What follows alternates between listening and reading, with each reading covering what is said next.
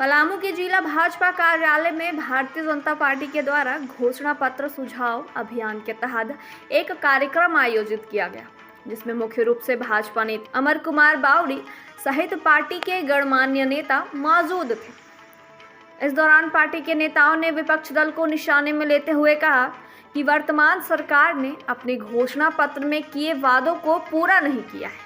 2019 के बाद जब से सरकार बनी है तब से सरकार जनता को ठगने का काम कर रही है। 5 लाख बेरोजगारों को रोजगार देने का वायदा इस सरकार ने किया था, लेकिन 5 साल में इन्होंने 5 नौकरियां भी ढंग से नहीं देने का काम किया है।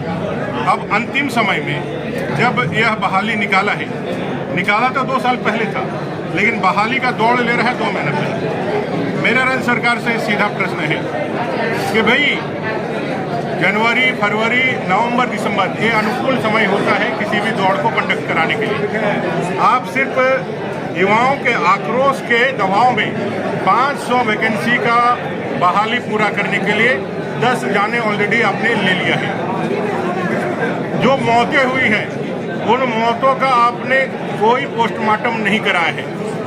जब भी अननेचुरल डेथ होता है तो उसका पोस्टमार्टम एक साधारण प्रक्रिया है, जिसका अवहेलना इस राज्य सरकार ने किया है। क्यों किया है?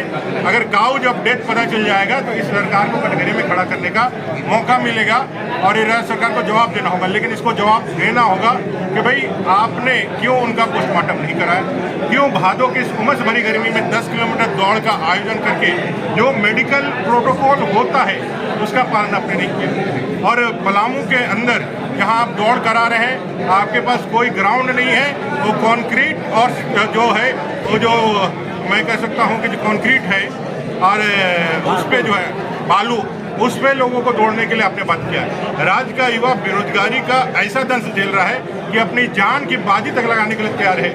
वो इस जिद में है कि किसी तरह से एक नौकरी मिल जाए, और राज्य की सरकार उनको मुर्गी बेचने और अंडा बेचने का उनको सुझाव दे रही थी। और जब युवा नहीं मानेंगे वो नौकरी चाहिए तो उनको मौत के कुएं में धकेलने का काम किया है। ये राज्य सरकार की जिम्मेवारी बनती है। जो घटनाएं हुई है वो घटनाओं का जिम्मेवार राज्य सरकार है।